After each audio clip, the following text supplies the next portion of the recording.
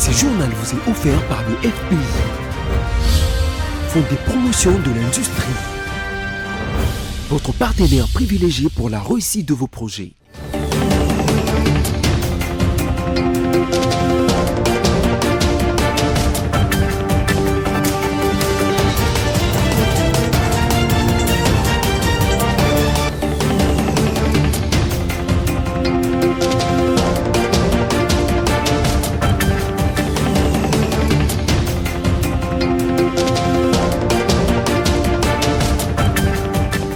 Mesdames, Messieurs, bonsoir et bienvenue à ce nouveau numéro de votre journal sur BC Télévision. Tout de suite, les sommaires. À l'Assemblée nationale, le nouveau calendrier fixe l'élection et l'installation du bureau définitif au 18 mai prochain. Contentieux électoral traduit en justice, le gouverneur Daniel Bumba connaîtra son sort ce vendredi à la cour d'appel de Kinshasa-Gombe. Et enfin, en Afrique du Sud, les habitants de la ville de Durban privés d'eau et c'est là à l'approche des élections générales prévues à la fin de ces mois. Encore une fois, bienvenue dans ce journal si vous nous rejoignez. Au terme de sa mission de 2 semaines en République démocratique du Congo, la délégation du FMI conduite par Caliste Aok-Possi a présenté le 8 mai dans la soirée les conclusions des travaux avec les autorités congolaises au président de la République Félix Tshisekedi. Il s'agit notamment de l'accord au niveau des services sur la 6e revue de l'accord triennal au titre de la facilité élargie du crédit. Ginette Fika. C'est à la Cité de l'Union africaine que le président de la République démocratique du Congo, Félix-Antoine Tshisekedi Tshilombo, a reçu la délégation du Fonds monétaire international FMI dans le cadre de la clôture de sa 6e revue du programme économique et financier de la République démocratique du Congo. La dite délégation était conduite par Caliste Aok-Possi qui a fait part à la presse les conclusions de travaux de la République démocratique du Congo. Au regard des engagements qui ont été pris et des progrès réalisés, j'ai le plaisir de vous annoncer, comme je l'ai annoncé au président, que notre mission et les autorités sont tombées d'accord. Nous avons trouvé un accord que nous allons présenter ensuite à notre direction générale pour approbation. Et ensuite, ce sera discuté par le conseil d'administration pour conclure la 6e revue. On a évoqué les réformes qu'il faut entreprendre, les réformes globalement pour la diversification de l'économie, pour les dépenses sociales, tout un ensemble de mesures qui vont aider à réaliser les priorités du président du gouvernement. Déjà, je peux commencer par 2023, la croissance a été 8,3%. Et pour cette année, nous prévoyons un peu plus de 5% parce qu'il y a une forte croissance l'année dernière. La tendance va continuer. Si les pays arrivent à conclure avec satisfaction ces programmes, ce sera une première depuis l'indépendance de la RDC qu'un gouvernement arrive à conclure un programme triennal avec le FMI, a déclaré le ministre du Budget, Aimé Boger. Et à l'Assemblée nationale, considérée comme l'élément moteur qui freine la tenue de l'élection et l'installation du bureau définitif, Christophe Mbosson-Kodia, visé par une motion de défiance signée par un certain nombre de députés, fixe finalement la date de l'élection du bureau définitif de l'Assemblée nationale pour les 18 mai prochains. Suivez. Dans un communiqué publié le mercredi 8 mai 2024, dont une copie est parvenue à la rédaction de BC Télévision, il y est détaillé tout le déroulement. L'élection proprement dite est fixée au 18 mai 2024. Le calendrier électoral se présente comme suit. Vendredi 10 et lundi 13 mai, dépôt des candidatures. Mardi 14 mai, examen des dossiers des candidatures. Mercredi 15 mai, affichage des listes des candidats retenus. Jeudi 16 mai, de 9h à 11h, audition en séance plénière des messages des candidats et élection et installation du bureau définitif de l'Assemblée nationale. Au niveau de l'Union sacrée, Vital Kamerhe reste le candidat commun sorti des primaires pour la présidence de cette chambre basse. Et pour le poste de premier vice-président, l'Union pour la démocratie et le progrès social UDPS a désigné le professeur Chilumbai. Les tractations continuent pour les autres postes dans le but de présenter le ticket complet de l'Union sacrée au bureau définitif de l'Assemblée nationale. Vous le savez certainement que Daniel Bumba a été élu gouverneur de la capitale congolaise. Ce dernier est actuellement traduit en justice par l'un des candidats gouverneurs pour fraude électorale orchestrée par sa famille politique UDPS. Daniel Bumba connaîtra son sort ce vendredi à la cour d'appel de Kinshasa-Gombe. Suivez. Vidier Chimanga a introduit une requête contre l'élection du candidat Daniel Bumba. Une audience en rapport avec ses contentieux électoraux a été organisée hier à la salle d'audience de la cour d'appel de Kinshasa-Gombe. Il est à signaler que l'UDPS, mise en accusation pour corruption et séquestration des députés provinciaux à l'hôtel Novotel, a été assisté de ses 15 avocats contre 17 alignés par Vidier Chimanga. Les vidéos projetées pendant la séance tenante ont corroboré l'accusation de corruption. Des jeeps saisis par l'ANER et d'autres garés dans les sous-sols d'un immeuble luxueux ont été vus et reconnus par la cour. Le secrétaire général de l'UDPS a été désigné nommément comme ayant orchestré ces actes qui, à une certaine opinion, jettent l'opprobre sur les régimes Tshisekedi. À cet effet, la cour d'appel de Kinshasa-Gombe va se prononcer ce vendredi quant à l'invalidation du candidat Daniel Bumba ou à la confirmation de son élection. Et en société face aux vagues de chaleur ressenties en République démocratique du Congo en général et à Kinshasa en particulier, le gouvernement, par les canaux de la ministre de l'Environnement Eve Bazaïba, donne quelques recommandations pour permettre à la population de surpasser cette vague de chaleur. Ginette Fika nous en dit plus. Ça fait à peu près 3 mois que la chaleur a envahi la capitale congolaise. C'est pourquoi le gouvernement congolais a, par le biais du ministre de l'Environnement Eve Bazaïba, rappelé à la population congolaise quelques mesures préventives pour se protéger contre les effets néfastes de la chaleur. À travers un communiqué officiel rendu public le mercredi 8 dernier, les Congolais en général et le Quinois en particulier sont appelés à boire régulièrement et suffisamment de l'eau, d'éviter la prise d'alcool et d'autres boissons gazeuses, de rester le plus possible à l'ombre ou dans un endroit frais, de se protéger du soleil en portant un chapeau, des vêtements légers et de couleur claire, mais aussi, si possible, mettre également des lunettes de soleil et tant d'autres mesures à lire dans ses communiqués. Face à cette situation, le gouvernement a exhorté la population à procéder aussi à la plantation d'arbres, une action qui aidera à atténuer également les conséquences du changement climatique. Rendons-nous en Provence. Un nouveau bataillon des forces armées de la République démocratique du Congo prêt à être déployé au Nord Kivu pour faire face à la rébellion du M23. Ces militaires appelés les Aiglons vont appuyer la force de la mission de la communauté de développement de l'Afrique australe SADC en sigle en République démocratique du Congo. Ils ont reçu la visite du chef d'état-major général Christian Chiwewe. Suivez.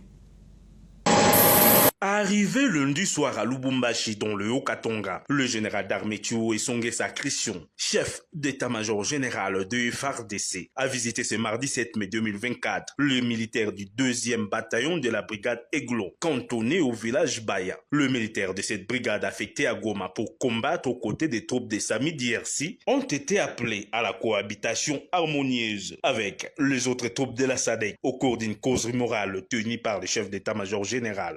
Nayaki kaka pona kotala bino pe ko encourager bino nayebisaki bino ke unité na bino eza unité oyo eza stand by parce que c'est l'unité qui va mener les opérations na Sami DRC donc SADC donc bokosala mosala ensemble na SADC. Alors raison pour laquelle à partir déjà ou soit lobby kuna et Sengeli déjà mouvement Ebanda. Est-ce que tu es au Kani?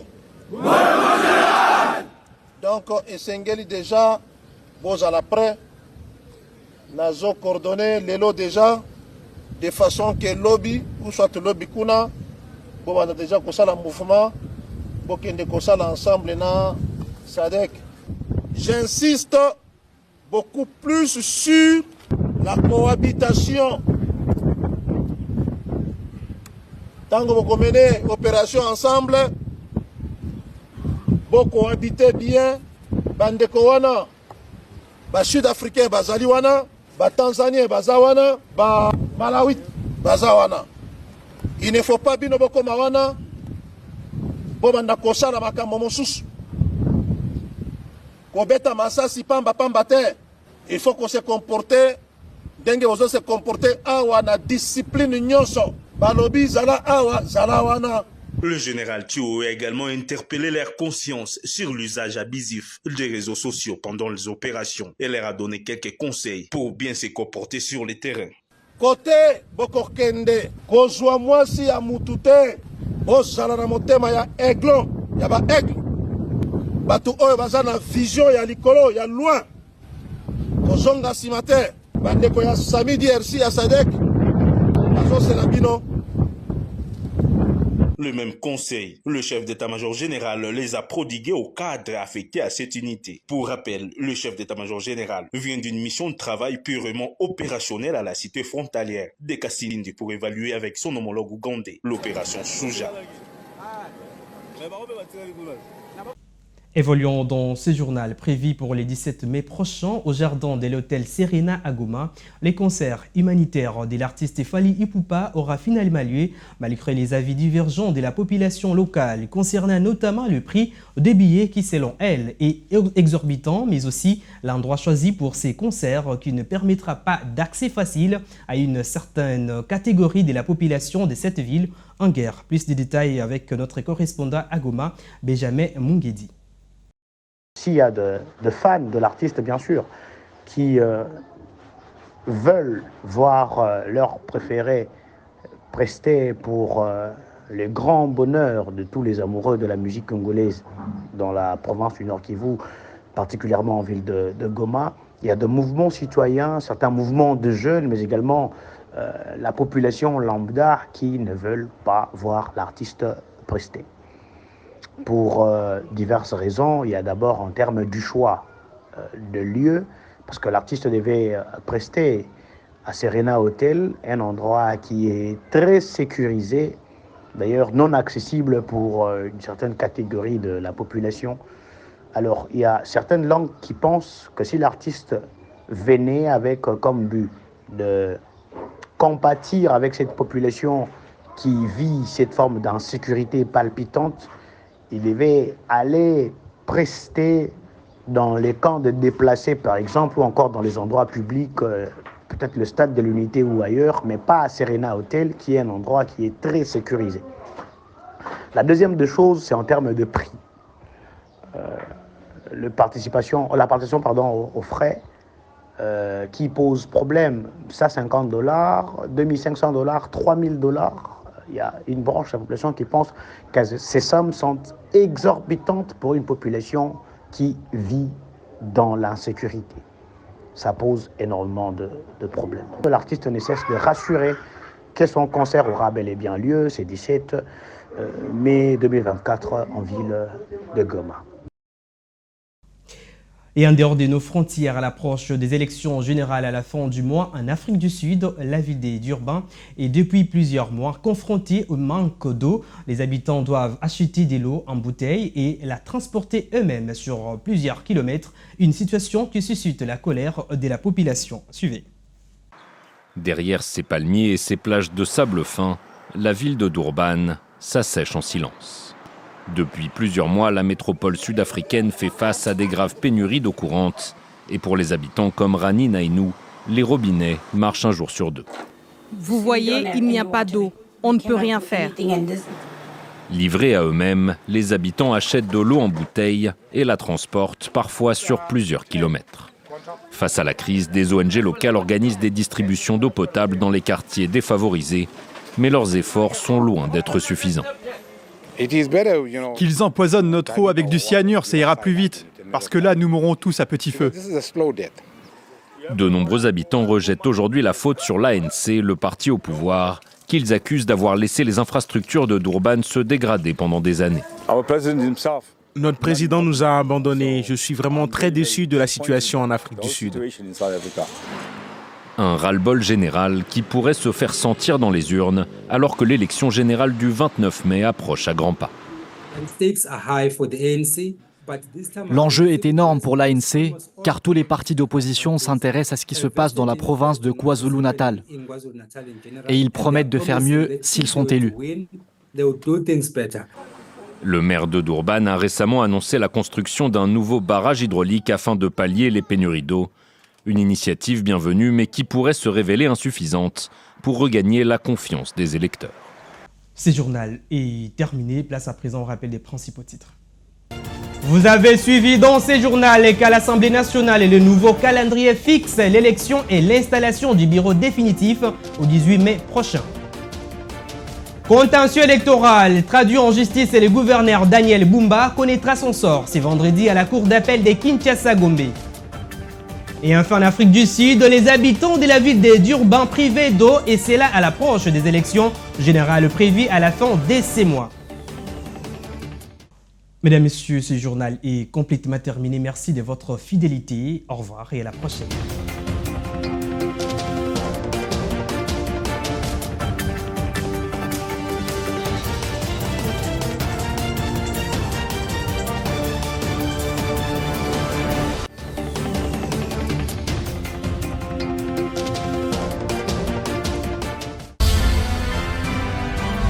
Ce journal vous a été offert par le FPI, Fonds de promotion de l'industrie, votre partenaire privilégié pour la réussite de vos projets.